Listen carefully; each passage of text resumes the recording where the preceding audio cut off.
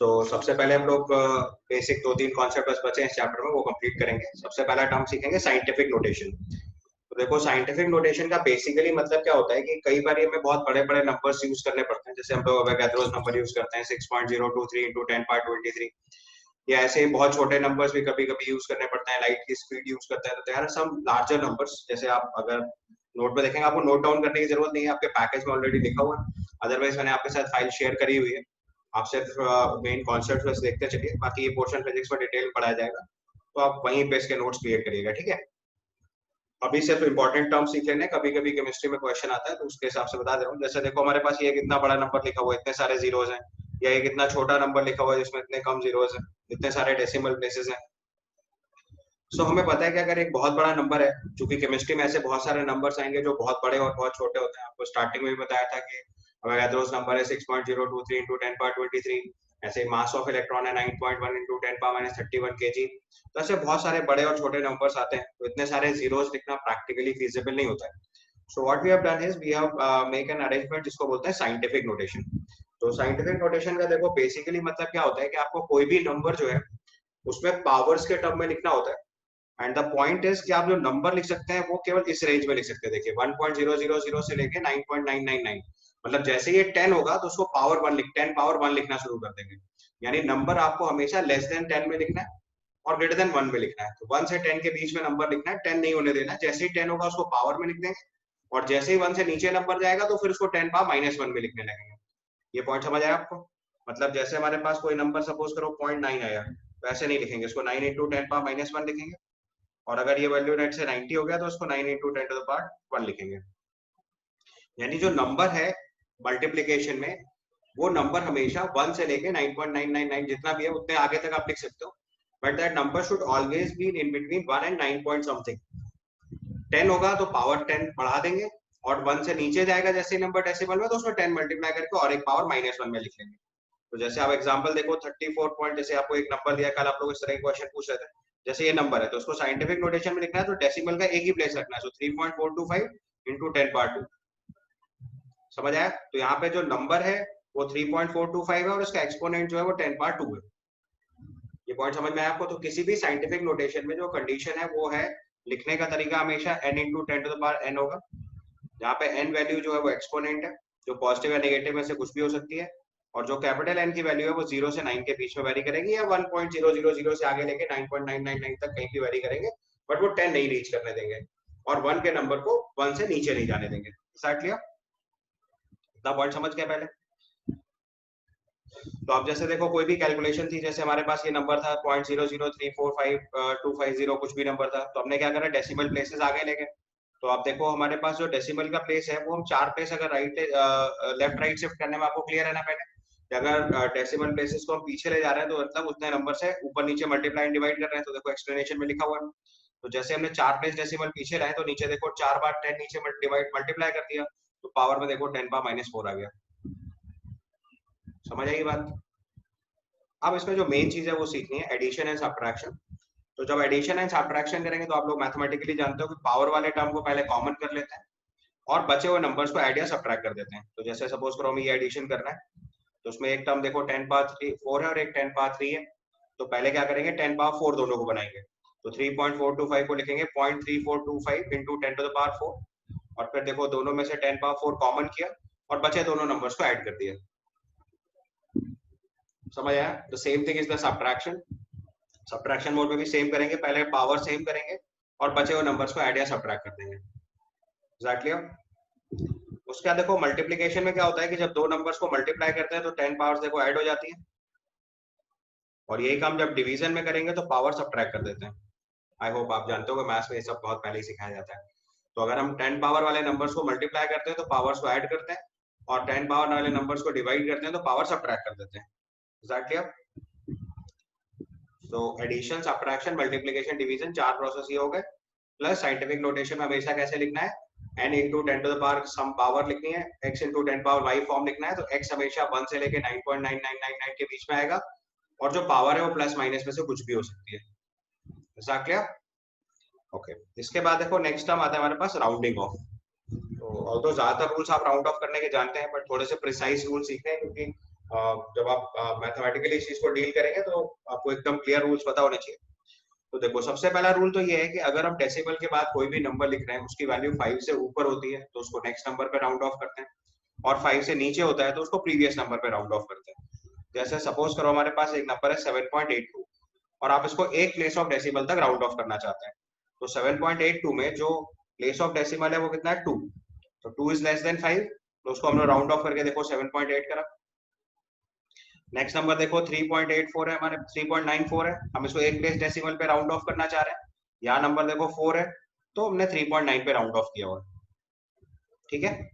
But अगर number में ये वैल्यू 5 से ऊपर होती है, जैसे 6.87 है, और आप इसे एक प्लेस ऑफ डेसिमल तक राउंड ऑफ करने वाले हैं, तो 7 5 से बड़ा नंबर है, तो देखो हमने 8 को नेक्स्ट नंबर पे राउंड ऑफ किया 6.9। सिमिलरली 12.78 है, 12.7 है, आगे 8 है, तो 8 को राउंड ऑफ करेंगे तो नेक्स्ट नंबर पे पहुंच जाएंगे तो 12.8। समझ आई बात? अब राउंड ऑफ कितने प्लेस तक करना है वहां तक देखना होता है। जैसे अगला नंबर देखो 16.365 है, आप उसको राउंड ऑफ करके एक प्लेस ऑफ डेसिमल पे लाना चाहते हो। अगर दो प्लेस डेसिमल में रखना होता तो विल राइट 16.35, लेकिन देखो उसको एक प्लेस डेसिमल पे लाना है तो 16.35 तो 5 से आगे वाला नंबर है, तो हमने उसको राउंड ऑफ करके देखो 16.4 कर दिया है। 6.758 है, हमें राउंड ऑफ करना है एक प्लेस ऑफ डेसिमल पे, तो 0.58 है 6.8। अब प्रॉब्लम तब आती है जब एग्जैक्टली 5 आ जाता है। जैसे हमारे पास नंबर है 3.250, वी हैव अ नंबर 3.250, तो अब हम इसे राउंड ऑफ अगर करेंगे या 12.650, तो इसमें देखो थोड़ा ध्यान देना होता है। If a digit is dropped to the 5 or 5 followed by 0, the preceding digit is left unchanged if it is even, ये ध्यान से नोटिस करना है, and it is increased by a number if it is odd। मतलब point ये है, फिर से ध्यान से समझो इस चीज को, कि अगर हमारे पास 12.5 एग्जैक्ट नंबर है तो उसमें लिखा हुआ है डिजिट इज ड्रॉप इज 5 और 5 followed by zeros, the preceding digit is left unchanged if it is even। तो जैसे 3.250 में 2 नंबर प्रीसीडिंग है और 2 हमारा इवन नंबर है, तो इसका मतलब इसको राउंड ऑफ करते टाइम 3.2 ही लिखेंगे। 12.650 है तो देखो 6 हमारा इवन नंबर है तो 12.6 पे राउंड ऑफ करेंगे। जबकि इसका उल्टा, अगर ये 3.750 है, 5 एग्जैक्ट है, तो 7 हमारा क्या है, ऑड नंबर है, तो उसको नेक्स्ट नंबर पे राउंड ऑफ करता है, तो देखो इसको 3.8 लिखा हुआ है। बस यही एक मेन पॉइंट है, बाकी तो आप सब जानते हैं। अगर नंबर एग्जैक्ट 0.5 है तो उस केस में अगर प्रीवियस नंबर इवन होता है तो सेम नंबर पे राउंड ऑफ करते हैं, और नंबर अगर ऑड होता है तो एक आगे वाले नंबर पे राउंड ऑफ करते हैं। जैसे देखो ये 12.6150 है, तो हमारे पास 5 एग्जैक्टली खत्म हो रहा है, अब इसके आगे राउंड ऑफ नहीं कर पा रहे हैं, एक प्लेस डेसिमल पे राउंड ऑफ करना है, 1 हमारे लिए क्या है, ऑड है, तो उसको एक नंबर देखो बढ़ा के लिखा है 16.2। समझ आया? मतलब डेसिमल के बाद वाला नंबर 5 से ऊपर है तो नेक्स्ट नंबर पे राउंड ऑफ करते हैं, 5 से कम है तो सेम नंबर पे राउंड ऑफ कर देते हैं, एग्जैक्ट 5 है और पीछे वाला नंबर इवन है तो सेम नंबर पे राउंड ऑफ करते हैं, और ऑड है तो नेक्स्ट वाले नंबर पे राउंड ऑफ करते हैं। क्लियर? यहाँ तक का कॉन्सेप्ट समझ आ गया पहले सबको? तो साइंटिफिक नोटेशन कैसे लिखते हैं, ये तरीका। और अगर साइंटिफिक नोटेशन में आपसे बोला जाए एक प्लेस डेसिमल पे राउंड ऑफ करो, दो प्लेस डेसिमल पे राउंड ऑफ करो, तो जितने प्लेस ऑफ डेसिमल पे राउंड ऑफ करना होता है उसके राउंड ऑफ करने के तरीके हो गए। आपको कोई डाउट हो तो फटाफट पूछे, अगर क्लियर है तो फिर मैं आपको नेक्स्ट टर्म सिखाऊं। Is that clear to everyone? So next हम लोग स्टार्ट कर रहे हैं सिग्निफिकेंट फिगर। तो पहले सिग्निफिकेंट फिगर का नंबर मतलब समझना है। सिग्निफिकेंट फिगर का एक्चुअल मतलब ये होता है कि आप जिस इंस्ट्रूमेंट से मेजर कर रहे हो, जैसे आप लेंथ मेजर कर रहे हो तो आप मीटर स्केल यूज कर सकते हो, वर्नियर कैलिपर्स यूज कर सकते हो, स्क्रू गेज यूज कर सकते हो, है ना। ऐसे डिफरेंट डिफरेंट डिवाइसेस हैं हमारे पास सब्सटेंसेस को मेजर करने के लिए। जैसे हम लोग वेट मेजर कर रहे हैं तो नॉर्मल बैलेंस से मेजर कर सकते हैं, केमिकल बैलेंस से मेजर कर सकते हैं, तो अलग अलग एक्यूरेसी लेवल की बैलेंसेस होती हैं। तो हमारे पास अलग अलग इंस्ट्रूमेंट्स हैं जिससे हम अलग अलग फिजिकल क्वांटिटीज को मेजर कर रहे हैं। सो द कॉन्सेप्ट इज कि जब आप किसी फिजिकल क्वांटिटी को मेजर कर रहे हो तो मेजर करते टाइम आपसे कुछ ना कुछ एरर जरूर होगी। जैसे सपोज करो आप लेंथ मेजर कर रहे हो और आपके पास आपकी मीटर स्केल है, तो मीटर स्केल में पता है आपको जो सबसे छोटा नंबर है वो मिलीमीटर तक है। तो अगर हमारे पास कोई लेंथ ऐसी आ रही है जो मिलीमीटर के कॉलम के बीच पे आ रही है, तो या तो आप पीछे वाले नंबर पे राउंड ऑफ करोगे, अगले वाले नंबर पे राउंड ऑफ करोगे, बिकॉज आप एग्जैक्ट वैल्यू तो नहीं बता सकते। जैसे मान लो किसी ऑब्जेक्ट की लेंथ हमारे पास 10.23 सेंटीमीटर है, तो 10.23 सेंटीमीटर है, तो अगर आप इसे मीटर स्केल से मेजर कर रहे हो, वर्नियर कैलिपर से मेजर कर रहे हो, स्क्रू गेज से मेजर कर रहे हो, तो सब में अलग अलग एक्यूरेसी आएगी। सो व्हाट हैपेंस इज कि सिग्निफिकेंट फिगर का एक्चुअल मतलब ये होता है कि आप किसी इंस्ट्रूमेंट से जहां तक एग्जैक्ट मेजर कर सकते हैं वो, प्लस एक प्लेस ऑफ डेसिमल, एक place of error place allowed होता है। मतलब जिस प्लेस को आप एरर कर रहे हो वो एक प्लेस और इंक्लूड कर सकते हो।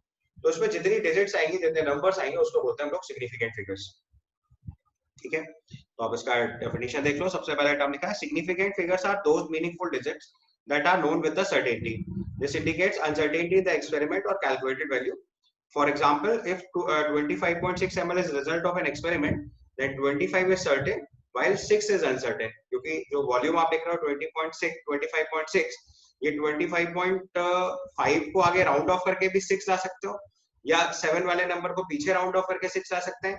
तो उसका मतलब इसकी वैल्यू में जो 6 है वो वेरिएबल नंबर है या उसमें एरर है, जिसके बारे में हम सर्टेन नहीं है। तो इसमें total number of significant figure जो है वो 3 है। तो इसका मतलब सिग्निफिकेंट फिगर की आपकी डेफिनेशन क्या हो गई? Significant figures are defined as total number of digits in a number including the last digit that represents the uncertainty in the result. आप चाहो तो ये डेफिनेशन नोट कर सकते हो, अदरवाइज मैंने हाईलाइट कर दी तो आप बाद में भी नोट कर सकते हो। स्कूल एग्जाम में कभी कभी पूछा सकता है सिग्निफिकेंट फिगर क्या होता है, तो आपको सिग्निफिकेंट फिगर की डेफिनेशन लिखनी है that significant figures are defined as the total number of digits in a number including the last digit that represents the uncertainty of the result. मतलब आप जितने प्लेस तक सर्टेनिटी से रिजल्ट निकाल सकते हो पहले वो नंबर लिखना है, और एक प्लेस ऑफ अनसर्टेनिटी अलाउड होता है, एक प्लेस ऑफ अनसर्टेनिटी अलाउड होता है। जैसे आप लोग अपने स्केल है, स्केल से अगर आप किसी लेंथ को मेजर करोगे तो आपको पता है सबसे कम कहां तक मेजर करवाओ, मिलीमीटर में। तो आपने जैसे लिखा 5.2 सेंटीमीटर, ये तो ठीक है, बट अगर कोई बोल रहा है 5.24 सेंटीमीटर तो ये तो गलत हो रहा है, क्योंकि 5.24 तो आप मेजर ही नहीं कर सकते, क्योंकि आपकी जो स्केल है उसमें मिलीमीटर से नीचे का कॉलम ही नहीं है। तो अगर आप 5.24 लिख रहे हैं, इसका मतलब आप जो रिजल्ट रिपोर्ट कर रहे हैं वो with respect to your instrument inaccurate है। क्योंकि अगर आप 5.2 सेंटीमीटर लिख रहे हैं तो 5 सेंटीमीटर तो एक्यूरेट है, उसमें कोई प्रॉब्लम नहीं है।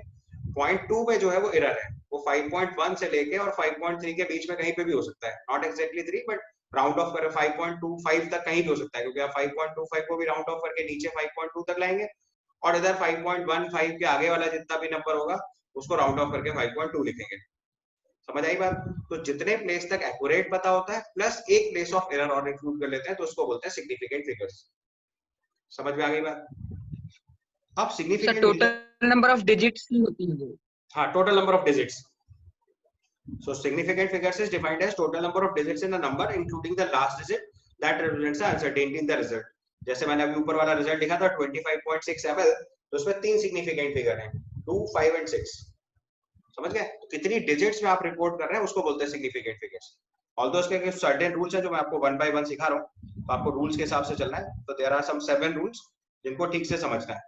ठीक है, मैं आपको वन बाय वन रूल समझा रहा हूँ, ऑल्दो ये चीज फिजिक्स में फिर से आएगी तो आप वहां और अच्छे से समझ सकते हैं, बट मैं आपको बेसिकली सारे रूल्स ही बता दे रहा हूँ, ऐसा नहीं छोड़ रहा हूँ कि फिजिक्स में कुछ नई बात सीखोगे आप। रूल्स आर सेम, बट ये कि फिजिक्स में इसका बहुत एक्सटेंसिव यूज है, क्योंकि वहां पे वर्नियर कैलिपर्स, स्क्रू गेज, ऐसे बहुत सारे इंस्ट्रूमेंट्स यूज करेंगे, तो इंस्ट्रूमेंट्स के साथ क्वेश्चन आता है।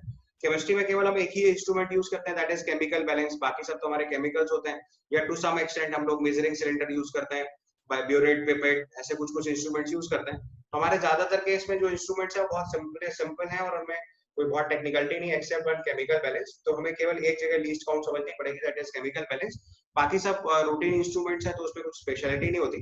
फिजिक्स में हम बहुत सारे इंस्ट्रूमेंट्स ऐसे यूज करेंगे जो आपके लिए थोड़े नए होंगे, जिनकी लीस्ट काउंट थोड़ी डिफरेंट होगी, मेजरमेंट के तरीके थोड़े डिफरेंट होंगे, तो वहां इस चीज का बहुत ज्यादा सिग्निफिकेंस है। ठीक है, तो अभी जैसे रूल्स से सिखा रहा हूँ, तो सबसे पहले रूल वन बाय वन सीखते चलना है। पहले रूल में लिखा है all non zero digits are significant. मतलब आप किसी भी मेजरमेंट में जितनी भी नॉन जीरो डिजिट्स आपको मिलेंगी वो सब सिग्निफिकेंट होती है। जैसे 4.42.3 लिखा है 3 सिग्निफिकेंट फिगर, 243.4 लिखा है 4 सिग्निफिकेंट फिगर, 24.123 लिखा है 5 सिग्निफिकेंट फिगर। समझ में आया? तो आपको कोई भी नंबर दिया हुआ है जो किसी इंस्ट्रूमेंट से मेजर करके लिखा गया है, तो उस नंबर में जितनी भी नॉन जीरो डिजिट्स होती हैं सब सिग्निफिकेंट होती है। मतलब जीरो जब तक नहीं आ रहा तब तक कोई प्रॉब्लम नहीं है, जितनी भी डिजिट्स है सब काउंट कर लो। अब जीरो वाले केस थोड़े टेक्निकल होते हैं, तो उसी के लिए डिफरेंट रूल्स है। पहला रूल सबसे सिंपल है, उसके बाद के रूल्स में जीरोस पे ध्यान देना होता है। तो पहले नेक्स्ट रूल पे ध्यान से देखो, it's given a zero become significant figure if it appears between non zero digits. मतलब एक जीरो को अगर दो नॉन जीरो डिजिट्स के बीच में सैंडविच कर दिया गया तो वो जीरो सिग्निफिकेंट होगा, क्योंकि एरर प्लेस लास्ट वाला होता है, और लास्ट प्लेस अगर जीरो नहीं है तो जीरो इसका मतलब हमने एक्यूरेट निकाला है। जैसे हमने मान लो किसी इंस्ट्रूमेंट से लेंथ निकाली 1.01 सेंटीमीटर, तो 1.01 तक तो 1.0 तक तो एक्यूरेट है, 1 पे एरर है, तो 1 वाला नंबर कुछ भी हो सकता है, तो सिग्निफिकेंट फिगर हमें 3 तक काउंट करना पड़ेगा। समझ में आई बात? क्योंकि 0 आपने जबरदस्ती में नहीं जोड़ा हुआ। तो जैसे 5.03 है 3 सिग्निफिकेंट फिगर, 5.604 है 4 सिग्निफिकेंट फिगर, 4.004 है 4 सिग्निफिकेंट फिगर। समझ आया? तो ये सेकंड रूल। थर्ड रूल देखना है। थर्ड रूल इंपॉर्टेंट है। थर्ड रूल में लिखा है लीडिंग जीरोस और the zeros placed to the left of a number are never significant. मतलब जैसे हम लोग मान लो नंबर लिखते हैं कभी कभी, जैसे नंबर लिखते टाइम लोग 0 पहले अपनी मन से लगा देते हैं। वो इसलिए होता है कि हमें अपने डेटा जितने प्लेस में वैल्यू पुट करनी है उतने जीरो सेट कर लेते हैं। तो जैसे मान लो हमारे पास 10 रुपीज है, तो आई कैन राइट 010। तो जो पहले जीरो लिखा है उसका मेजरमेंट में कोई सिग्निफिकेंस ही नहीं है। तो जितने भी लीडिंग जीरोस होते हैं वो सब इनसिग्निफिकेंट होते हैं। जैसे हमने लिखा 0.543, तो 0.543 में 3 सिग्निफिकेंट फिगर। हमने लिखा 0.045, तो उसमें 2 सिग्निफिकेंट फिगर। ऐसा क्यों है अभी आपको लास्ट रूल में समझ आएगा, क्योंकि इन सारे रूल्स का जो प्राइमरी एम है वो लास्ट वाला रूल है। अभी आपको थोड़ी देर बाद समझाता हूँ, बट पहले रूल समझ लें। पहला रूल बताया जितने भी नॉन जीरो डिजिट्स है वो सब सिग्निफिकेंट होते हैं। जितने भी जीरोस दो नॉन जीरो नंबर्स के बीच में सैंडविच होंगे वो सब सिग्निफिकेंट होते हैं। तीसरे रूल में बताया जितने भी लीडिंग जीरोस होते हैं या नंबर के लेफ्ट में जितने भी जीरो प्लेस करे जाएंगे वो सब नॉन सिग्निफिकेंट होते हैं, यानी उनको सिग्निफिकेंट फिगर्स में इंक्लूड नहीं करना होता है। ठीक है। इसके बाद रूल नंबर 4 थोड़ा टेक्निकल है।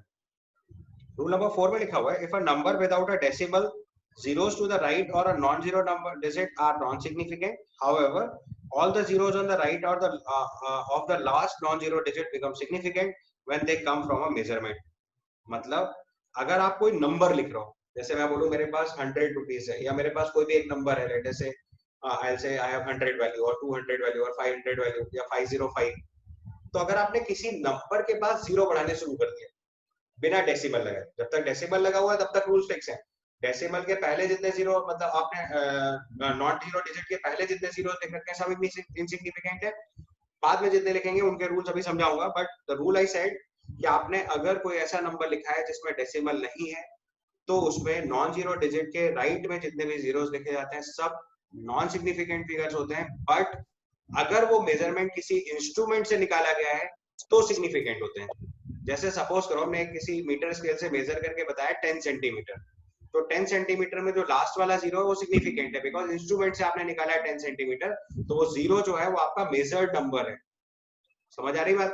तो दैट 10 में जीरो सिग्निफिकेंट है, बट आपने केवल नंबर लिख रखा है 50, 50। So if it is a number, तो नंबर के केस में जितने भी आगे की वैल्यूज लिखी गई हैं वो सब इनसिग्निफिकेंट है अगर डेसिमल नहीं लगाया गया है तो जैसे हमने देखो लिखा 3050, तो उसमें केवल 3 सिग्निफिकेंट फिगर है बिकॉज ये जस्ट नंबर लिखा हुआ है। बट अगर आपने 3050 लिखा हुआ है तो इसमें 4 सिग्निफिकेंट फिगर होंगे अगर ये किसी इंस्ट्रूमेंट से मेजर किया गया है।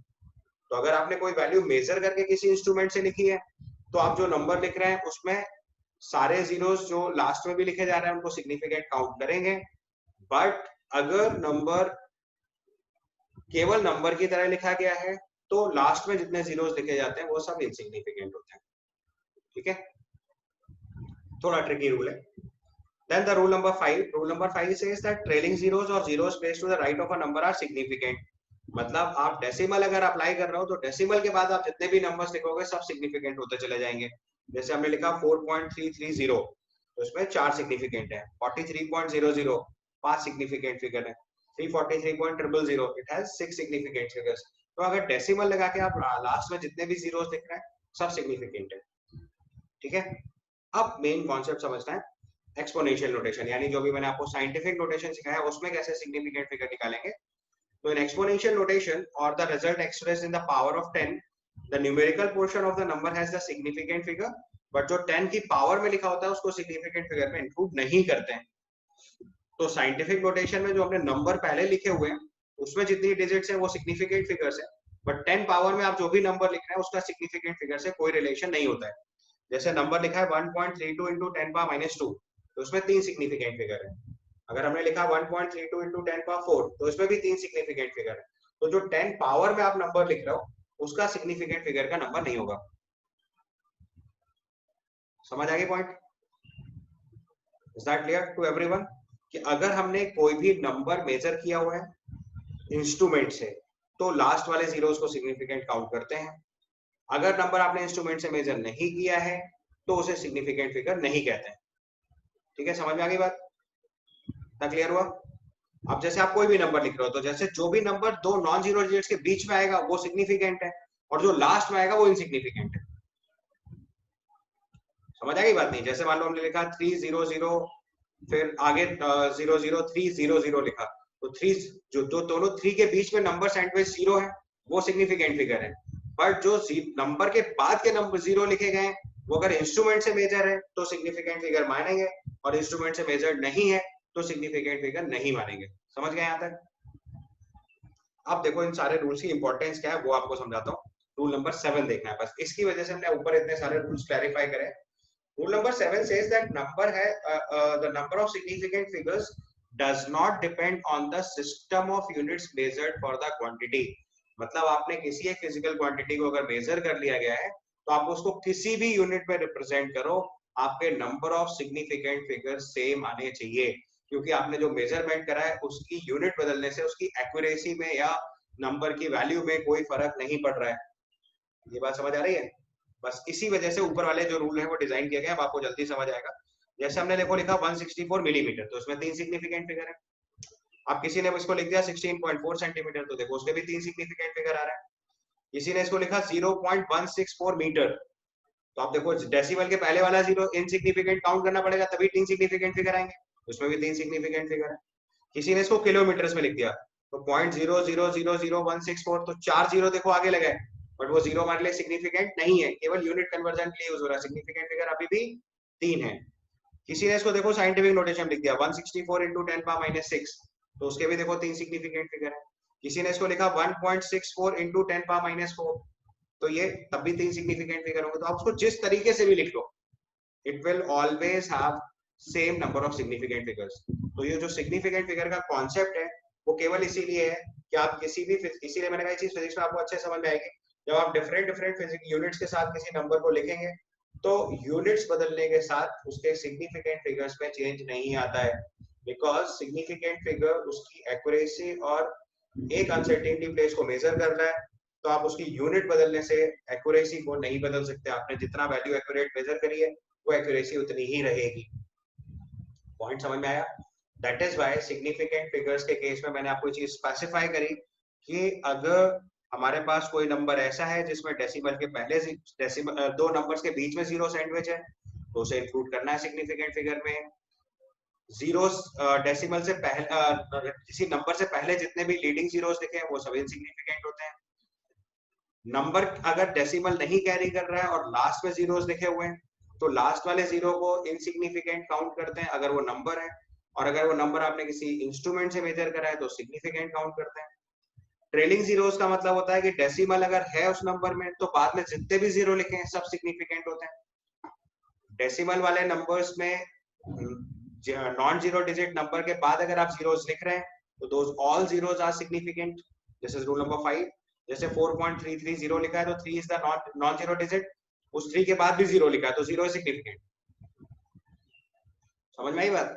अगर आप लिख रहे हैं 433.00 तो 0.00 मतलब 2 प्लेस ऑफ डेसिमल तक आप एक्यूरेसी मेजर करने की कोशिश कर रहे हो, तो इसका मतलब यहाँ सिग्निफिकेंट फिगर 5 हो जाएंगे। 343.000 लिख दिया तो इसमें 6 सिग्निफिकेंट फिगर हो गए, क्योंकि आपने जो 3 जीरोस लिखे हैं इसका मतलब उसमें 2 प्लेस जीरो तो आ ही रहे हैं, तीसरे प्लेस जीरो पे अनसर्टेनिटी है, बट हमें उसे इंक्लूड करना होता है सिग्निफिकेंट फिगर। समझ में आई बात? तो that zero is significant. Clear? उसके बाद मैंने बताया साइंटिफिक नोटेशन में अगर आप कोई नंबर लिखते हैं तो 10 पावर में जो नंबर लिखा जाता है उससे सिग्निफिकेंट फिगर नहीं काउंट करते हैं, जो न्यूमेरिकल नंबर आगे लिखा होता है उसमें जितनी सिग्निफिकेंट फिगर्स होंगे वो इंक्लूड करेंगे। एंड द लास्ट पॉइंट आपको जो बताया वो सबसे इंपॉर्टेंट है कि आप किसी भी फिजिकल क्वांटिटी को किसी भी सिस्टम ऑफ यूनिट में कन्वर्ट करेंगे तो सिग्निफिकेंट फिगर्स चेंज नहीं होते हैं। क्लियर यहाँ तक? इसके बाद आप देखो कैलकुलेशन का पार्ट समझना है। तो जब हम सिग्निफिकेंट फिगर्स में कैलकुलेशंस करेंगे तो उसको समझना है। तो हमारे पास 4 ऑपरेशंस होते हैं, एडिशन, सब्ट्रैक्शन, मल्टीप्लिकेशन, डिवीजन। तो उसको जरा समझना है। अगर हम एडिशन और सब्ट्रैक्शन कर रहे हैं तो एडिशन और सब्ट्रैक्शन में देखो रूल क्या होता है कि जैसे आप 4 नंबर ऐड कर रहे हो, सपोज करो वी हैव दिस एग्जांपल, इसमें हमने देखो क्या करना है कि ये नंबर ये नंबर ये नंबर ऐड करके हम ये नंबर निकाल रहे हैं। So if you are adding और सब्ट्रैक्टिंग, तो ऐड और सब्ट्रैक्ट करते टाइम जो पहले आप ऐड या सब्ट्रैक्ट कर लो, फाइनल नंबर ले आओ। अब जो आपके पास पहले नंबर्स दिए हैं जिनको आप ऐड या सब्ट्रैक्ट कर रहे हो, तो उसमें जो मिनिमम डेसिमल प्लेस तक का आंसर दिया हुआ है फाइनल आंसर उतने ही प्लेस ऑफ डेसिमल तक लिख सकते हैं। लाइक जैसे इसमें नंबर लिखा है 33.3, 3.11 एंड 0.313। तो अब देखो 33.3 अगर हम मेजर कर रहे हैं, इसका मतलब 33.3 के बाद जो भी नंबर है वो अनसर्टेन है। तो अगर उसमें आप 3.11 का अगला वाला वन जोड़ रहे हो तो उससे कोई फर्क नहीं पड़ रहा, क्योंकि 33.3 में आगे वाला नंबर पहले ही अनसर्टेन है। अब अनसर्टेनिटी में आप कुछ और ऐड या सब्ट्रैक्ट करोगे तो अनसर्टेन ही रहेगा ना। पॉइंट समझ में आया? मतलब 33.3 के बाद का जो नंबर था हम उसे पहले ही राउंड ऑफ कर चुके हैं। तो अब उसमें अगर 3.11 जो ऐड भी कर रहे हो आप, तो 3.11 का जो लास्ट वाला वन है वो राउंड ऑफ तो अपने आप हो गया, क्योंकि आपने पिछले वाले नंबर पे राउंड ऑफ कर रखा है। तो एडिशन या सब्ट्रैक्शन करते टाइम पहले ऐड या सब्ट्रैक्ट कर लो जैसे नॉर्मल तरीके से, बट लास्ट में आंसर आपको उतने ही प्लेस ऑफ डेसिमल तक रिपोर्ट करना होता है जितने मिनिमम प्लेस ऑफ डेसिमल किसी एक क्वांटिटी में प्रेजेंट होते हैं। जैसे हमारा पहला नंबर लिखा है 33.3, तो उसमें एक प्लेस डेसिमल तक रिपोर्टेड है। 3.11 में 2 प्लेस डेसिमल तक रिपोर्टेड है। 0.311 में 3 प्लेस ऑफ डेसिमल तक रिपोर्टेड है। तो सॉल्व करते टाइम तो हमारा 3 प्लेस डेसिमल तक आ गया, बट हमारा एक रिजल्ट ऐसा है जो केवल 1 प्लेस ऑफ डेसिमल तक रिपोर्टेड है। तो हम फाइनल आंसर को कितने प्लेस ऑफ डेसिमल तक लिखेंगे? 1 प्लेस ऑफ डेसिमल तक। तो एडिशन या सब्ट्रैक्शन में रिजल्ट केवल उतने प्लेस ऑफ डेसिमल तक लिखा जाता है जितने प्लेस ऑफ डेसिमल मिनिमम किसी नंबर में प्रेजेंट होता है।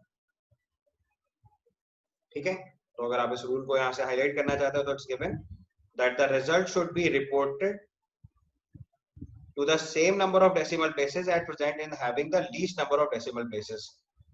मतलब आपको रिजल्ट उतने प्लेस ऑफ डेसिमल में प्रेजेंट करना होता है जितने किसी नंबर में minimum place of decimal present है। And the same rule applies for the subtraction. जब आप सब्ट्रैक्शन करेंगे तो देखो जैसे हमारे पास 3.1421 में 0.244 प्लस 0.009 है, तो आप देखो उसमें 0.09 में 2 प्लेस डेसिमल है, तो फाइनल आंसर 2 प्लेस डेसिमल तक लिखेंगे। और जब आप राउंड ऑफ करेंगे तो राउंड ऑफ करने के रूल्स मैंने आपको पहले सिखाए, वही फॉलो करने हैं। जैसे 3.473 बनाया तो 47 के बाद 3 आ रहा है, लेस देन 5 है, 3.47 पे राउंड ऑफ किया है। समझ आया? उसका अगला नंबर देखोगे जैसे तो हमारे पास 34.2818 है, तो 34.2818 को मैं 3 प्लेस ऑफ डेसिमल तक राउंड ऑफ करना है। तो 1 के बाद देखो 8 आ रहा है, तो उसको राउंड ऑफ करके देखो 2 पे लिखा हुआ है। तो राउंड ऑफ जितने भी प्लेस डेसिमल तक करना है, तो राउंड ऑफ करते टाइम राउंड ऑफ वाले रूल्स अप्लाई करने हैं। ठीक है, and then the last part, this is multiplication and division. तो जब भी कभी हम लोग मल्टीप्लिकेशन या डिवीजन करेंगे तो इसमें क्या होगा कि हर नंबर का प्रिसीजन अलग अलग है। So when you are multiplying और डिवाइडिंग अ नंबर, तो उसमें क्या करते हैं कि मल्टीप्लिकेशन और डिवीजन में जिन भी नंबर्स को मल्टीप्लाई या डिवाइड कर रहे हो उसमें जिसमें मिनिमम सिग्निफिकेंट फिगर्स होंगे हम उतने ही सिग्निफिकेंट फिगर तक आंसर लिखेंगे। ठीक है, तो उसका रिजल्ट हुआ the final result should be reported same in number of significant figure as in the original number with the minimum number of significant figures। मतलब आप जिन भी नंबर्स को मल्टीप्लाई या डिवाइड कर रहे हो उनमें जिसमें सबसे कम नंबर ऑफ सिग्निफिकेंट फिगर्स होंगे हम फाइनल आंसर उतने ही नंबर ऑफ सिग्निफिकेंट फिगर्स में रिपोर्ट करेंगे। जैसे एग्जांपल देखो 142.06 में हमने 0.23 मल्टीप्लाई कर रहे हैं, तो उसमें देखो पहले वाले नंबर में हमारे पास 5 सिग्निफिकेंट फिगर है, दूसरे नंबर में 2 सिग्निफिकेंट फिगर है, तो हमें अपना फाइनल आंसर 2 सिग्निफिकेंट फिगर्स में लिखना पड़ेगा। तो हमने मल्टीप्लाई करके आंसर निकाला 32.6738, बट हम इसे राउंड ऑफ करके इसको हमें राउंड ऑफ करके 2 सिग्निफिकेंट फिगर में लिखना है। तो हमने 32 पॉइंट के आगे वाला जितना नंबर है पूरा राउंड ऑफ करा, तो वो देखो 5 से ऊपर का नंबर है, we have rounded off to 33। Similarly अगला केस देखो 51.028, इसमें 5 सिग्निफिकेंट फिगर है, इसको 1.33 से मल्टीप्लाई कर रहे हैं, 1.33 में 3 सिग्निफिकेंट फिगर है, तो जिस नंबर में सबसे कम सिग्निफिकेंट फिगर कितने आ रहे हैं? 3। नंबर ऑफ सिग्निफिकेंट फिगर कितने आ रहे हैं? 3, और एक में 5, तो मिनिमम कितना हुआ? 3। तो आंसर राउंड ऑफ करेंगे 3 प्लेस ऑफ डेसिमल तक। तो हमने मल्टीप्लाई करके पहले आंसर लिखा 66.84688। अब इसको राउंड ऑफ करेंगे तो 8 के बाद हमें 3 नंबर ऑफ सिग्निफिकेंट फिगर में लिखना है, तो 66.8 तक लिख सकते हैं। आगे वाला नंबर देखो 468 है, 4688 है, तो 4 है, 5 से कम है, राउंड ऑफ करेंगे पिछले नंबर पे, सो इट्स 66.8। क्लियर? सिमिलरली 0.9 में 4.26 से डिवाइड करा तो हमारा आंसर आया 0.2112676, ये नंबर आया। अब आपको पता है कि ऊपर वाला जो नंबर लिखा हुआ है उसमें सिग्निफिकेंट फिगर 2 है, और जो नीचे वाला नंबर लिखा है उसमें सिग्निफिकेंट फिगर 3 है, तो हमें फाइनल आंसर 2 सिग्निफिकेंट फिगर्स में लिखना है। तो 2 सिग्निफिकेंट फिगर का आंसर 0.21। लीडिंग जीरोस जितने होते हैं वो इनसिग्निफिकेंट होते हैं, तो 0.21 लिखना है, 0.21 लिखना है, दैट डजंट मेक डिफरेंस। ठीक है। इसके बाद एक और टेक्निकल टर्म होता है लीस्ट काउंट। तो ये आपके प्रैक्टिकल्स के लिए इंपॉर्टेंट है। नॉर्मली थ्योरी में तो इसका क्वेश्चन आने की प्रोबेबिलिटी कम है, बट प्रैक्टिकल्स में ये चीज पूछी जाती है, इसलिए इसको अलग से हाईलाइट कर दो अपने सेगमेंट में। जो least count of chemical balance होती है वो 0.002 ग्राम होती है। अगर आप लैब में जाओगे तो लैब में वेट मेजर करने के लिए एक इंस्ट्रूमेंट होता है जिसको बोलते हैं केमिकल बैलेंस। और तो करंट टाइम में सब इलेक्ट्रॉनिक बैलेंसेस यूज होने लगे, बट फिर भी आप चूंकि प्रैक्टिकल जानते हैं, आपके बोर्ड लेवल पर प्रैक्टिकल्स होते हैं, तो वहाँ पे आपको उस चीज का इन्फॉर्मेशन होना चाहिए। तो जब भी आप अपनी लैब विजिट करेंगे तो वहाँ इस चीज का ध्यान रखना है कि आपको एक बार केमिकल बैलेंस जरूर देख लेनी है। ठीक है। तो जो केमिकल बैलेंस है उसकी लीस्ट काउंट याद रखनी है। Least count of chemical balance is 0.0002 ग्राम, और you can simply write 0.2 milligram.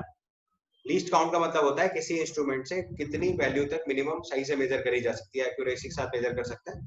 तो least count of your chemical balance is 0.0002 ग्राम। ये एक स्टैंडर्ड डेटा है जो आपको याद रखना है, क्योंकि केमिकल लेबोरेटरी में सिर्फ यही एक इंस्ट्रूमेंट है जो कॉमनली यूज करते हैं। इसके बाद तो ब्यूरेट, पिपेट या मेजरिंग सिलेंडर सब यूज करते हैं, तो सब मिलीलीटर्स में ही ज्यादातर मेजर होता है। तो मिनिमम वैल्यू मिलीलीटर तक मेजर होती है, तो उसमें कोई सिग्निफिकेंट उसमें लीस्ट काउंट का कोई बहुत स्पेसिफिक नोट नहीं होता है।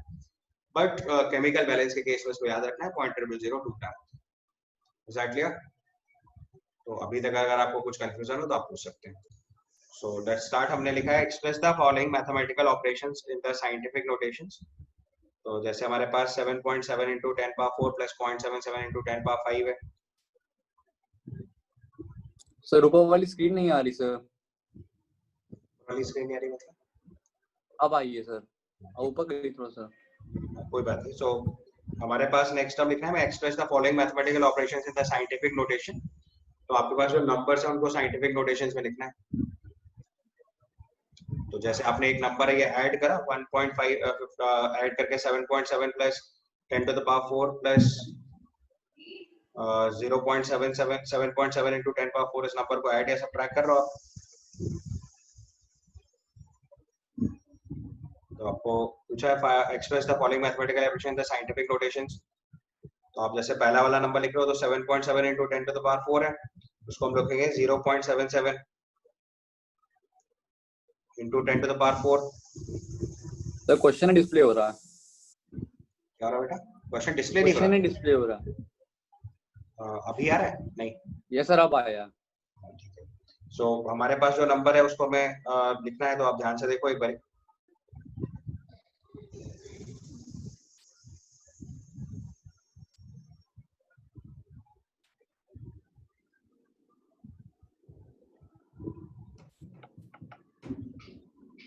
तो उसको हम लोग सॉल्व कर रहे हैं सबसे पहले।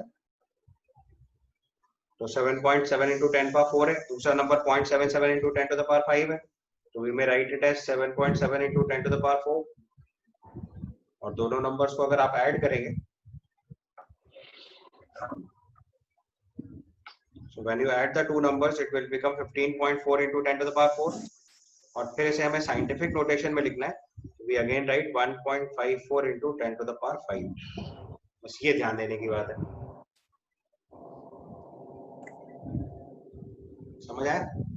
तो साइंटिफिक नोटेशन में आप 15.4 into 10⁻⁴ पे नहीं छोड़ सकते, आपको उसको फाइनली लिखना पड़ेगा 1.54 into 10⁻⁵।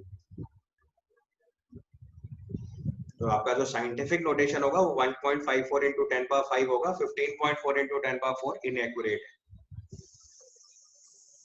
समझ आया?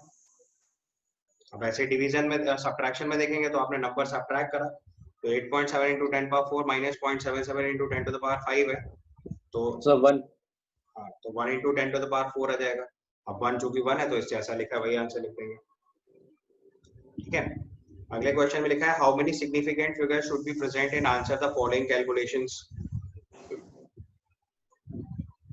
तो अब देखो हमने ऊपर वाले नंबर्स को मल्टीप्लाई करा है और एक नंबर को डिवाइड करा है। तो पहला काम क्या करेंगे कि जितने भी नंबर्स हैं हमारे पास सबके सिग्निफिकेंट फिगर्स लिख लो पहले। ठीक है। तो अगर हम इस नंबर के सिग्निफिकेंट फिगर लिखेंगे तो 4 आएगा, इसके सिग्निफिकेंट फिगर लिखेंगे तो 5 आएंगे, इसके सिग्निफिकेंट फिगर लिखेंगे तो 3 आएंगे, और इसके सिग्निफिकेंट फिगर लिखेंगे तो 4 आएंगे। अब आपको रूल बताया कि मल्टीप्लिकेशन एंड डिवीजन में हमेशा आंसर कहां तक लिखा जाता है? जितने minimum number of significant figures होते हैं 3। तो आप इस मल्टीप्लिकेशन, अब इसको सॉल्व करने की जरूरत नहीं है, अब हमें पता है इसका फाइनल आंसर हम जब भी लिखेंगे तो उसमें बस 3 सिग्निफिकेंट फिगर में आंसर लिखेंगे। तो आप देखो इसका आंसर अपने पास ऑलरेडी 3 दिया हुआ है। समझ आया? सेकंड वाला कैलकुलेशन देखो एडिशन सब्ट्रैक्शन का है। तो देखो हमने एक नंबर ये ऐड किया है, एक नंबर ये ऐड किया है, एक नंबर ये ऐड किया है। एडिशन सब्ट्रैक्शन में सिग्निफिकेंट फिगर नहीं देखना पड़ता है, उसमें देखा जाता है कितने मिनिमम प्लेस ऑफ डेसिमल तक आंसर दिया हुआ है। तो आप देखो पहला वाला नंबर भी 4 प्लेस ऑफ डेसिमल तक है, दूसरा नंबर भी 4 प्लेस डेसिमल पे और तीसरा नंबर भी 4 प्लेस डेसिमल पे है। तो फाइनल आंसर हम लोग 4 प्लेस ऑफ डेसिमल तक लिखेंगे। ठीक है, समझ आ गई प्रोसेस? क्लियर है? आता है? चलो उसके बाद देखो अगला प्रोसेस लिखा है round off the following up to 3 significant figures. अब आपके पास जो नंबर है उसको हमें 3 प्लेस ऑफ सिग्निफिकेंट फिगर्स में राउंड ऑफ करना है। तो सबसे पहले नंबर पे आप ध्यान दो तो इट्स गिवन 0.0025 3 प्लेस डेसिमल तक उसने बोला है कि how many round off the following numbers to the 3 significant figures. तो 34.216 है, तो हमें 2 के बाद वाला नंबर राउंड ऑफ करना है, 1 है तो 2 पे ही राउंड ऑफ होगा। 10.41 में 1 है, राउंड ऑफ करके 10.4। 0.04597 है। तो अब देखो 3 प्लेस ऑफ डेसिमल तक राउंड ऑफ करना है, तो ध्यान रखना है इसमें 0 सिग्निफिकेंट नहीं है, तो हमें राउंड ऑफ कहाँ पे करना है, 459 पे राउंड ऑफ करना है। समझ आई बात? नहीं तो अब 9 को राउंड ऑफ करेंगे 7 से तो वो 10 बन जाएगा, तो 0.460 लिखेंगे और लास्ट वाला 0 लिखना पड़ेगा। अब यहाँ देखो 0 सिग्निफिकेंट है because it is instrument data. Decimal के बाद वाले नंबर, जो नंबर के बाद जो 0 होता है वो सिग्निफिकेंट होता है, पहले जो होता है वो इनसिग्निफिकेंट होता है। आप ध्यान से देखो इस चीज को, यहाँ पे इस नंबर में जो ये दोनों 0 है ये इनसिग्निफिकेंट है और ये 0 जो है वो सिग्निफिकेंट है। ये नॉन सिग्निफिकेंट जीरोस हैं, मतलब इनको सिग्निफिकेंट फिगर में इंक्लूड नहीं करना है, और जो बाद वाले जीरोस हैं उन्हें सिग्निफिकेंट फिगर में इंक्लूड करना है। आपको कलर चेंज करके दिखा रहा हूँ। तो जो हमने ग्रीन से मार्क किया हुआ है वो दोनों जीरोस नॉन सिग्निफिकेंट नहीं काउंट करना है, और जो ऑरेंज से मार्क किया है उसको सिग्निफिकेंट काउंट करना है। तो 0.460 में 3 सिग्निफिकेंट फिगर है। समझ में आ गया? And the next number is 2808 लिखा हुआ है।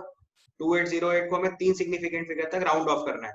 तो 280 तक तो सिग्निफिकेंट 4 सिग्निफिकेंट फिगर है ऊपर वाले नंबर में, हम उसे 3 सिग्निफिकेंट फिगर में कन्वर्ट करना चाहते हैं।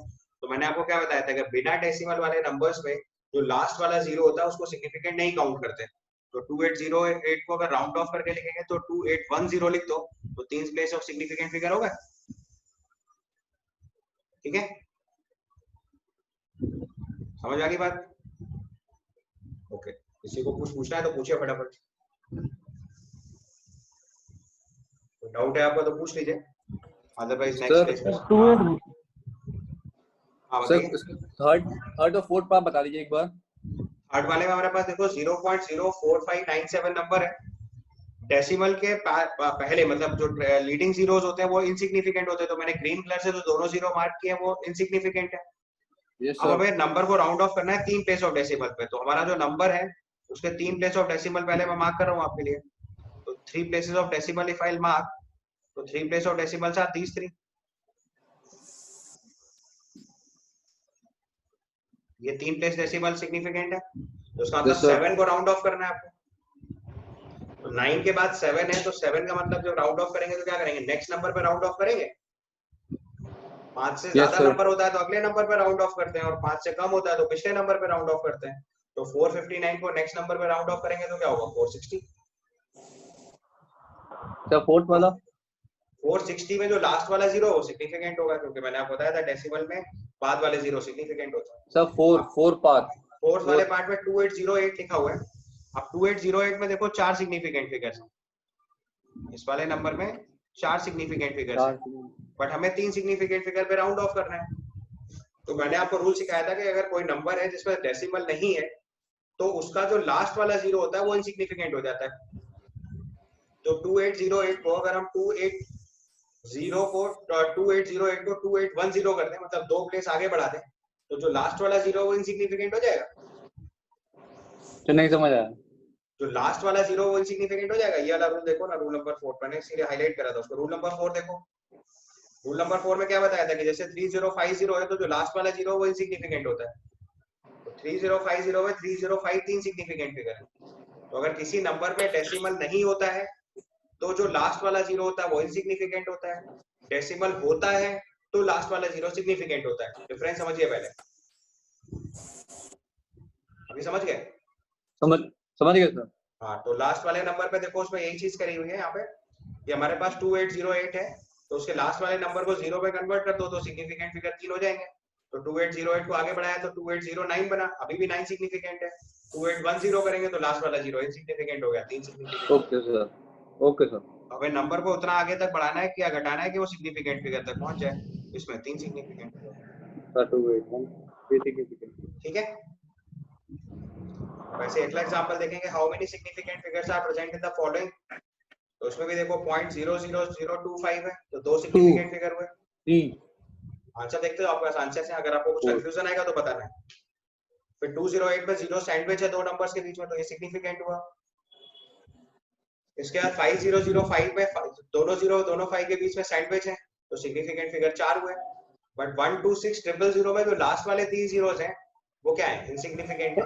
हमारा नंबर हो जाएगा 126000 में 3 सिग्निफिकेंट फिगर हो जाएंगे। अब ऐसे लास्ट वाला क्वेश्चन है, उसको साइंटिफिक नोटेशन में लिख के देख लो, आपको ज्यादा क्लियर ही है, कोई दिक्कत है। आप सबको पहले एक्सरसाइज 1 क्वेश्चन नंबर 90 अटेम्प्ट करना है।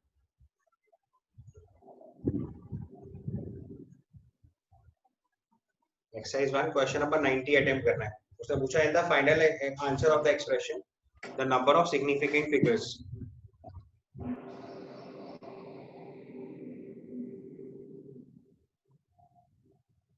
सर वो क्वेश्चंस नहीं आ रहे सर। सर 2। हाँ, तो देखो इसको पहले सॉल्व करना है, तो सॉल्विंग करेंगे तो 29.2 माइनस 20.2 और 1.79 into 10 to the power 5 upon 1.37 है। तो पहले जो सब्ट्रैक्शन है उसे अगर सॉल्व करेंगे तो 29.2 में 20.2 अगर सब्ट्रैक्ट करेंगे तो it is left over only is 9, it becomes 9.0। आपको उतने ही प्लेस ऑफ डेसिमल तक आंसर लिखना पड़ेगा जितने मिनिमम प्लेस ऑफ डेसिमल किसी यूनिट में प्रेजेंट है। तो मिनिमम प्लेस ऑफ डेसिमल कितना प्रेजेंट है, 29.2 और 20.2 में एक प्लेस डेसिमल प्रेजेंट है। तो अगर 29.2 में 20.2 सब्ट्रैक्ट करेंगे तो 9.0 आएगा। अब इसमें 1.79 into 10 to the power 5 multiply करना है और 1.37 डिवाइड करना है। अब एज पर आर रूल पहले सिग्निफिकेंट फिगर्स देख लो, क्योंकि मल्टीप्लिकेशन डिवीजन में सिग्निफिकेंट फिगर्स चाहिए होते हैं। तो इस केस में देखो 2 सिग्निफिकेंट फिगर है, इसमें 3 सिग्निफिकेंट फिगर है और उसमें 3 सिग्निफिकेंट फिगर है। तो जो अपना फाइनल आंसर लिखेंगे वो मिनिमम सिग्निफिकेंट फिगर्स में लिखा जाएगा, तो आंसर मस्ट बी 2। समझ गए? So there is no need कि आप पूरी Yes, sir. कैलकुलेशन करो, लेकिन आपको सिग्निफिकेंट फिगर्स में ही आंसर लिखना है। ठीक है, क्लियर यहाँ तक? चलो, अब आपको एक्सरसाइज 1 में जो भी डाउट्स हैं वो फटाफट पूछिए, क्योंकि मैंने आपसे बोला था कि इसको लगभग कंप्लीट कर लेना। तो हम लोग शायद फर्स्ट 60 तक तो शायद सब डिस्कस कर चुके हैं। एक बार बताइए फटाफट कहाँ तक हम लोग डिस्कस कर चुके हैं, जहां से आपके डाउट्स हैं वहां से बताने शुरू करिए। सबसे पहले एक्सरसाइज 1 में जो भी आपके डाउट्स हैं वो बता लें। सर क्वेश्चन 57 57 से पहले किसी को कोई क्वेश्चन पूछना है? Someone has asked question number 2 पे क्या प्रॉब्लम बेटा? आपसे पूछा लीस्ट मास, तो 2 ग्राम एटम मतलब 28 ग्राम नाइट्रोजन हो गया। 3 into 10 power 23 atom of carbon मतलब हो गया हाफ मोल मतलब 6 ग्राम। 1 मोल सल्फर मतलब 32 ग्राम। 7 ग्राम सिल्वर मतलब 7 ग्राम, तो मिनिमम आ गया कार्बन। इसका तो सॉल्यूशन दे रखा है फर्स्ट 25 क्वेश्चंस के, तो मैंने शुरुआत में आपको इसीलिए सॉल्यूशन दिए थे ताकि आप आसानी से समझ जाओ। 1 ग्राम एटम का मतलब होता है 1 मोल, तो अगर 2 ग्राम एटम नाइट्रोजन लिखा हुआ है तो इसका मतलब हुआ 2 मोल्स। ठीक है, इसके बाद आपने पूछा 21। थर्ड और 7। बेटा इतनी बार यही सवाल बता चुके हैं, अब आप एक बार सॉल्यूशन पढ़ लो। फिर इसका थर्ड में लिखा हुआ number of atoms present in 0.2 mole of P4। फिर तो आप बेसिक थ्योरी भूल गए, फिर इससे मतलब थ्योरी रिवाइज करो। उसमें क्या बार बार बताएंगे, क्या तरीका सिखाया था? अगर हमारे पास 0.2 मोल है तो पहले अवोगाद्रो नंबर से मल्टीप्लाई करते हैं, तो 0.2 Na मॉलिक्यूल्स हो गए। अब P4 के एक मॉलिक्यूल में कितने एटम है? 4, उसको 4 से मल्टीप्लाई कर दो, 0.2 into Na into 4, so this comes out to be 0.8 Na atoms। ठीक है, देखो अगर आपको कंफ्यूजन हो रहा है तो ऐसा नहीं मोल कॉन्सेप्ट में कुछ प्रॉब्लम है, जिनको भी डिफिकल्टी है that is simply lack of practice, क्योंकि पढ़ाते टाइम मैंने आपको हर चीज अच्छे से समझाई है। अब अगर आपको समझने में प्रॉब्लम आ रही है, आपके क्वेश्चंस फंस रहे हैं, तो there is only one problem, that is practice. तो अगर आपको एक बार नहीं क्लिक कर पा रहा है, solve the complete exercise again, that is the only solution. If you are waiting for any other solution that means you are in trouble. आपको अगर डिफिकल्टी बन रही है, आपसे क्वेश्चंस नहीं सॉल्व हो पा रहे हैं, आप बार बार क्वेश्चंस को मिस कर रहे हैं, तो there is only one solution, that you have to solve those questions again. एक बार फिर से सारे सवाल सॉल्व कर लीजिए, प्रॉब्लम सॉल्व। और अभी बहुत टाइम है आपके पास, एकदम बढ़िया से सॉल्व कर लीजिए, तो ये फ्यूचर प्रॉब्लम खत्म हो जाएगी। 7th क्वेश्चन में लिखा है 98 मिलीग्राम H2SO4 है, तो पहले इसके मोल्स निकालो। ये 98 by 98 into 10 to the power minus 3 मोल हो गया। This is 10 to the power minus 3 मोल। उसने बोला इसमें से 3.01 into 10 power 20 मॉलिक्यूल सब्ट्रैक्ट कर दिए गए। तो इतने मॉलिक्यूल्स को अगर हम मोल्स में कन्वर्ट करेंगे तो मोल्स को मॉलिक्यूल से मोल कैसे बनता है? 3.01 into 10 power 20 divided by 6.0 into 10 power 23. This comes out to be 0.5 into 10 power minus 3. अब 10 power minus 3 में से 0.5 into 10 power minus 3 सब्ट्रैक्ट करोगे तो 0.5 into 10 power minus 3 आ जाएगा। 0.5 into 10 power minus 4 आंसर दिया हुआ। इसके बाद आपने पूछा 21।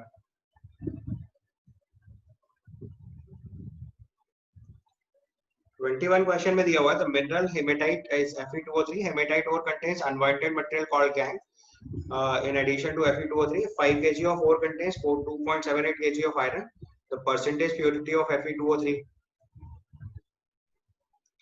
तो देखो हमारे पास 2.78 kg आयरन है, तो अगर हम इसके पहले मोल्स निकालेंगे तो आ जाएगा 2.78 by 56 into 10 to the power 3 moles of iron. ये समझ आया? अब Fe2O3 जब हम लेंगे और उससे आयरन बनाएंगे तो 2 आयरन बनेगा। तो अगर इसके 2.78 into 10 power 3 by 56 मोल है, तो इसके 1 मोल से इसके 2 मोल बन रहे हैं। तो Fe2O3 के मोल कितने होंगे? Half into 2.78 into 10 to the power 3 by 56 मोल, क्योंकि इसके 1 मोल से इसके 2 मोल बनते हैं। तो जब इसका डबल करेंगे तो 2.78 into 10 power 3 आ जाएगा।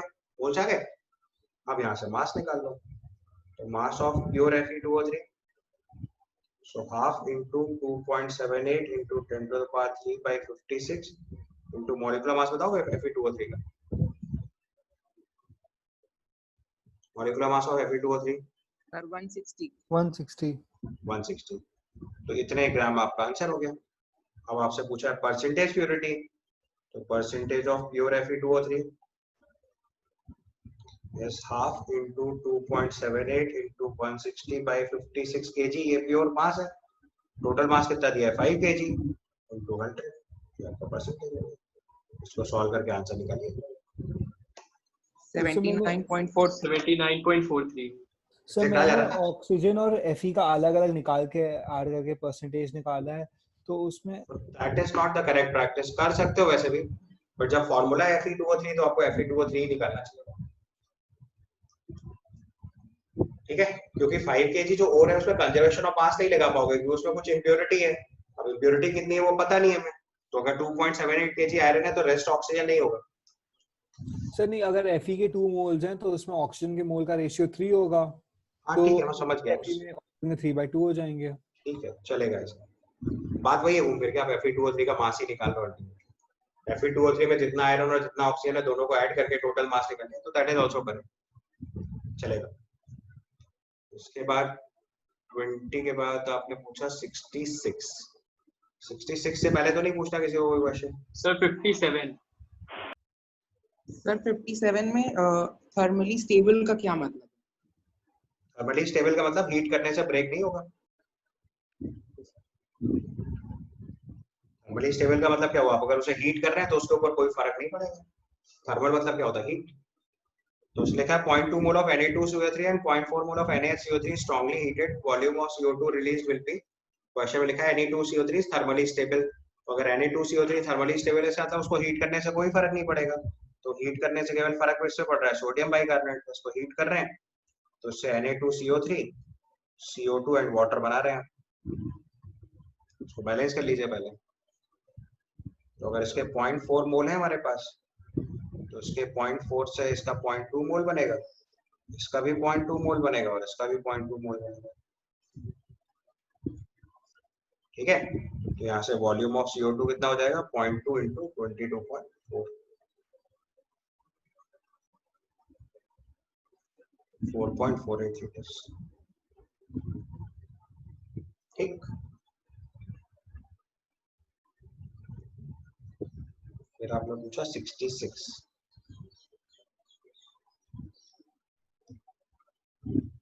66 देखो अच्छा क्वेश्चन। 66 मैंने आपको कल जिस तरह के कॉन्सेप्ट सिखाया था उसमें पूछा था, density in gram per ml of 3.6 m sulphuric acid solution that is 29% H2SO4 by mass will be. तो अब देखो यूनिट, अब यहीं से मैंने सिखाया था आपको डेफिनेशन नीडेड है। तो 29% H2SO4 है हमारे पास, तो मैं राइट सिंस 100 ग्राम सॉल्यूशन contains 29 ग्राम सल्फ्यूरिक एसिड। ठीक है, अब आपको मोलारिटी निकालना है। तो मोलारिटी क्या होता है, number of moles of solute present in 1 litre solution. तो जो सॉल्यूशन का मास है उससे वॉल्यूम बनाना पड़ेगा। तो हम यहाँ पे अज्यूम कर लें let density of solution is d gram per ml। तो यहाँ जो मास है इसमें अगर हम डेंसिटी से डिवाइड कर देंगे तो ये वॉल्यूम आ जाएगा। तो इतने ml सॉल्यूशन में कितना हो गया, 29 ग्राम सल्फ्यूरिक एसिड। तो 1000 ml सॉल्यूशन में जितना होगा वही मोलारिटी हो जाएगी। तो 1000 ml सॉल्यूशन में आ जाएगा 29/100 इंटू d इंटू 1000 ग्राम सल्फ्यूरिक एसिड। और इसको अगर मोल्स में कन्वर्ट कर देंगे तो 29/100 इंटू d इंटू 1000 अपॉन 98 मोल सल्फ्यूरिक एसिड। और 1 लीटर सॉल्यूशन में जितने मोल सल्फ्यूरिक एसिड होता है वही मोलारिटी होती है। तो हमारी मोलारिटी आ जाएगी 29/100 इंटू d इंटू 1000 अपॉन 98, और ये वैल्यू अपने को 3.6 दे रखी है। यहाँ से सॉल्व करके d निकालना है। ये आ जाएगा 98 इंटू 3.6 डिवाइडेड बाय 29 इंटू 10। ये 2 0 कैंसिल कर दीजिएगा। यहाँ से सॉल्व करके डेंसिटी रिपोर्ट करिए। ठीक है,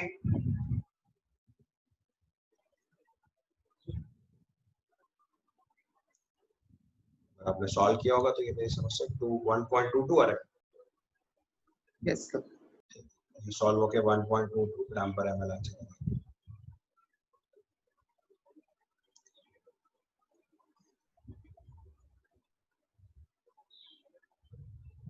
इसके बाद आपने 33 पूछा हुआ है।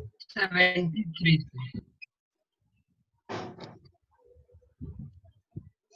33 तो पहले भी बताया हुआ है। 33 में लिखा है equal weights of ethane and hydrogen are mixed in the empty vessel, the fraction of total pressure exerted by hydrogen. तो 33 के लिए क्या करना है, हमारे पास दो सब्सटेंस है, एक इथेन और एक हाइड्रोजन, उनके मास बराबर दिए गए, उसको भी x ग्राम मान लिया, इसको भी x ग्राम मान लिया। So now you calculate moles, so x/30 this is x/2। अब आपको पता है प्रेशर प्रोपोर्शनल टू मोल होता है, PV इक्वल टू nRC से प्रेशर प्रोपोर्शनल टू मोल्स होगा। तो pressure of C2H6 upon pressure of hydrogen will be equal two moles of C2H6 upon moles of hydrogen. इसको सॉल्व करेंगे तो ये 1/15 आ जाएगा। अगर पूरा लिखना है एक बार, it is x/30 divided by x/2। इसको सिंपलीफाई करेंगे तो ये 1/15 आ गया। अब क्वेश्चन में पूछा है था fraction of total pressure exerted by hydrogen. तो pressure of hydrogen upon total pressure is pressure of hydrogen plus pressure of C2H6। ये वैल्यू निकालनी है हमें। 15/16। तो प्रेशर ऑफ हाइड्रोजन से ऊपर नीचे का डिवाइड करते हैं तो ये 1/1 plus pressure of C2H6 upon pressure of hydrogen लिख सकते हैं। और pressure of C2H6 plus hydrogen is 1/15, so 1/1 plus 1/15। इसको सिंपलीफाई करेंगे तो 15/16 आंसर आएगा।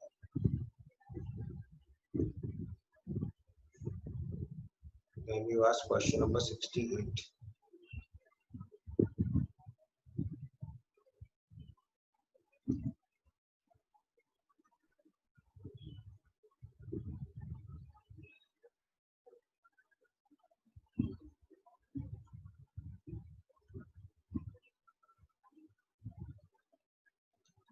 देखो 68 के लिए आपको मैंने बताया था मोलरिटी क्या होता है, number of moles of fluid present in 1 litre solution. तो 1 लीटर सॉल्यूशन में जितने मोल्स होते हैं उसी को मोलरिटी बोलते हैं।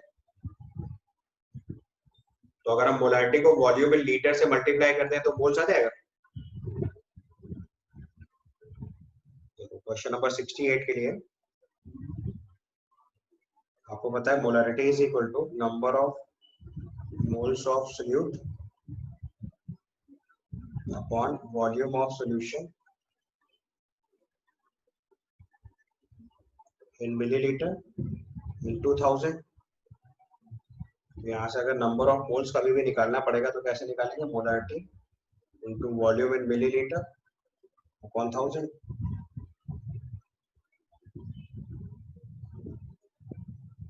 समझ आई पहले आपको?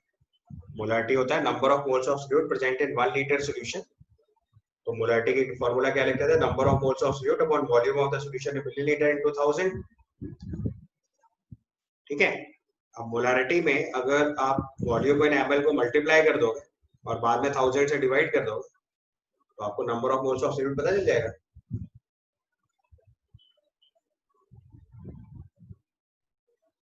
यही चीज आपको क्वेश्चन में सॉल्व कर लेनी है। आपको क्वेश्चन में लिखा है तो neutralise completely 20 ml of 0.1 m aqueous solution of phosphorus acid, the volume of 0.1 m KOH solution required is, और आपको इक्वेशन दे रखी है।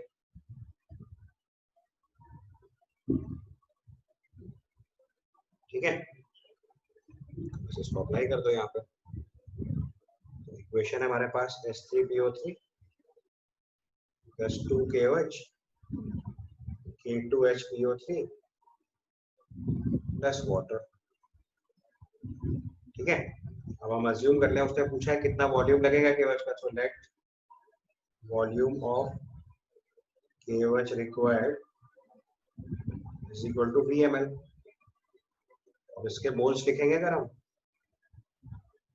तो उसका मोल्स हो गया 0.1 मोलरिटी, वॉल्यूम 20 ml अपॉन 1000।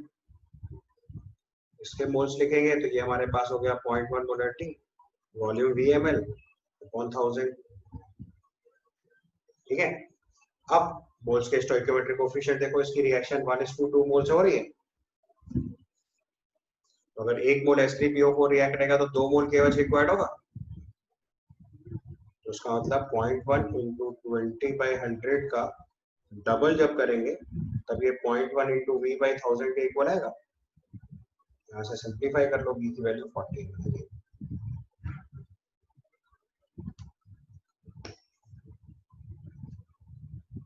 ठीक है,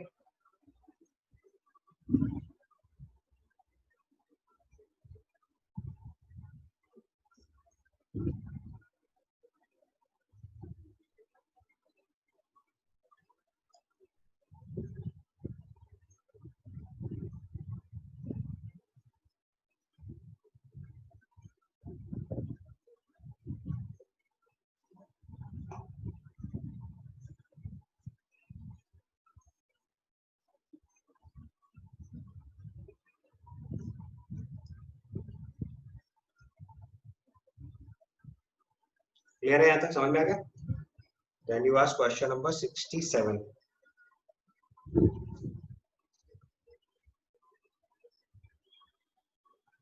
समझ गया ना? पहले 68 कुछ डाउट तो नहीं है इसमें, बस जो मेन कॉन्सेप्ट है वो मैंने समझाया आपको। मोलरिटी की डेफिनेशन यूज कर लेनी है। मोलरिटी क्या होता है, number of moles of solute present in 1 litre solution. तो मोलरिटी फॉर्मूला क्या था, number of moles of solute upon volume of the solution in millilitre into 1000। तो आपको कभी भी नंबर ऑफ मोल्स निकालना होगा तो कैसे निकालोगे, molarity into volume in ml upon 1000। बाकी क्वेश्चन मोल कॉन्सेप्ट है। ठीक है, क्वेश्चन नंबर 67 में देखो सेम काम कर रहा है। Calculate the weight of BaCl2 needed to be for complete precipitation of BaSO4 from 30.5 ml of 0.1 m H2SO4। फिर से इक्वेशन लिख लो, BaCl2 plus H2SO4 is BaSO4 plus 2HCl। ठीक है। H2SO4 के मोल्स निकालेंगे अगर हम लोग, कैसा आएगा? मोलरिटी दिया है 0.1, वॉल्यूम दिया है 30.5 अपॉन 1000, इतने मोल्स हो गए। अब इक्वेशन में देखो आपका BaCl2 का 1 मोल H2SO4 के 1 मोल से रिएक्ट कर रहा है, यहाँ से मोल्स ऑफ BaCl2 कितना हुआ? 0.1 into 30.5/1000, और फिर आपसे पूछा है मास, तो मोल्स में मॉलिक्यूलर मास से मल्टीप्लाई कर दो। मॉलिक्यूलर मास निकाला किसी ने BaCl2 का? सर 208.32। 208.32, इसको सॉल्व करो तो देखो आंसर आना चाहिए। 0.635। आ जा रहा है? करा किसी ने सॉल्व? सर 0.635। बस ठीक है, इतने ग्राम आपका आंसर है। एक बार चेक कर लो, बस इसमें एक ही कॉन्सेप्ट लगना है बार बार, molarity into volume in ml upon 1000 करेंगे तो मोल्स आ जाएगा।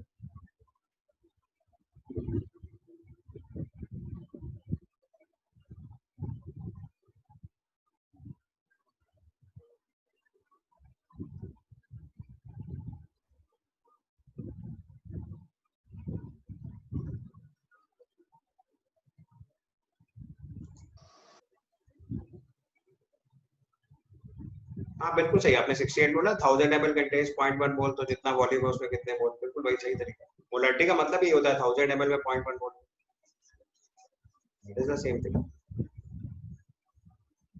वही आएगा जो मैंने लिखा। आप क्वेश्चन नंबर 68 में अगर लिखोगे 1000 ml कंटेन्स 0.1 मोल, तो 20 ml कंटेन्स तो इट इज 0.1/1000 into 20, वही आ जाएगा। तो ठीक है, आप डेफिनेशन यूज करो, जितना ज्यादा आप डेफिनेशन यूज करोगे आपकी अंडरस्टैंडिंग उतनी स्ट्रांग होती जाएगी, बिकॉज आपको क्वेश्चन समझ के सॉल्व करना है। फॉर्मूले में केवल वैल्यू पुट करके सॉल्व करना है तो यू बिकम अ कैलकुलेटर, वो थोड़ी बनना है आपको। ठीक है, इसके बाद आपने पूछा क्वेश्चन नंबर 75।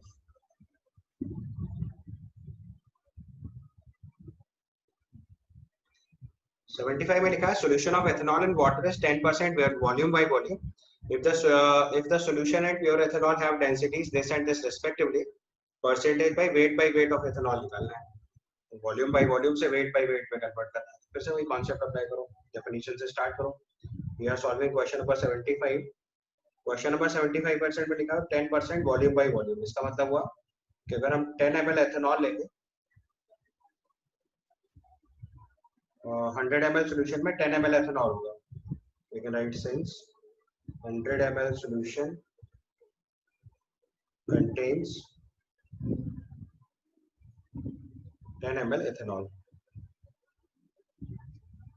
तो अब इसमें से इसका मतलब 10 ml अगर एथेनॉल है तो 90 ml वाटर हो गया। सो 90 ml वाटर कंटेन्स, ये भी जरूरत नहीं है आपको, तो परसेंटेज बाय वेट ही निकलना है, तो सॉल्यूशन ही चाहिए। तो अब दोनों का सॉल्यूशन का भी मास चाहिए, सोल्यूट का भी मास चाहिए। तो देखो उसने बोला if the solution and pure ethanol has densities 0.9886 and 0.785, तो इसके वॉल्यूम में अगर हम डेंसिटी से मल्टीप्लाई कर देंगे तो इतने ग्राम सॉल्यूशन हो गया, और इसके वॉल्यूम में इसकी डेंसिटी से मल्टीप्लाई कर देंगे तो इतने ग्राम सोल्यूट हो गया। तो therefore 100 gram solution contains how much gram of solute is your percentage by weight।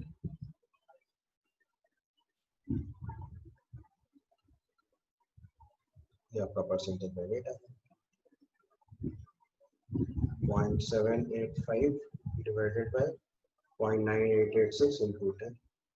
इसको सॉल्व कर लीजिए। करा किसी ने फाइनल आंसर तो?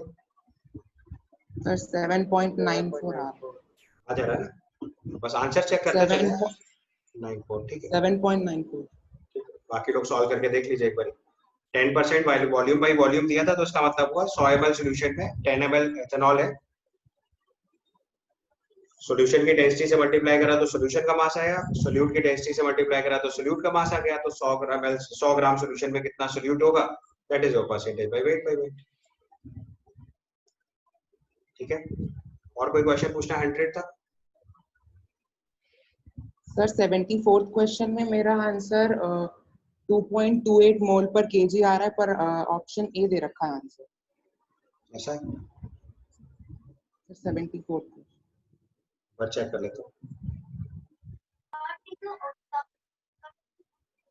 क्वेश्चन नंबर 74 चेक कर रहे हैं। क्वेश्चन नंबर 74 में लिखा है density of 2.05 m solution of acetic acid in water is 1.02 gram per ml, the molality of the solution. तो आप इसमें डायरेक्ट फार्मूला भी यूज कर सकते हो, या अगर डायरेक्ट फार्मूला नहीं भी लगाना है तो आप सॉल्व करके भी लिख सकते हो, दोनों रास्ते। We can write since 1000 ml solution contains 2.05 moles of acetic acid, solution की डेंसिटी से आपने मल्टीप्लाई कर दिया तो ये 1020 ग्राम सॉल्यूशन हो गया, इसमें 2.05 मोल एसिटिक एसिड हो गया। अब इसमें इसका मास सब्ट्रैक्ट कर दो तो माइनस 2.05 इंटू 60, इतने ग्राम सॉल्वेंट में 2.05 मोल हो गया, तो 1000 ग्राम में कितना आएगा, दैट इज योर आंसर। इसको सिंपलीफाई करो तो 2.05 divided by 1020 minus 2.5 into 60 into 1000। यहाँ से सॉल्व करके मोलैलिटी निकालिए एक बार।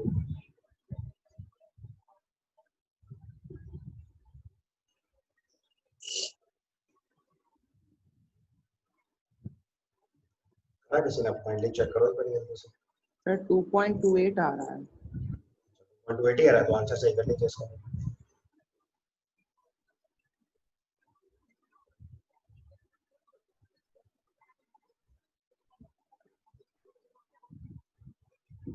हाँ तो इसका आंसर सही कर लीजिएगा। इसकी मोलैलिटी 2.28 मोल्स पर केजी आ रहा है, तो करेक्ट इट्स आंसर।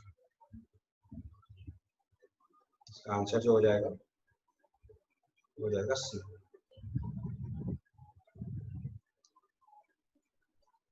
ठीक है, और कोई क्वेश्चन प्रॉब्लम?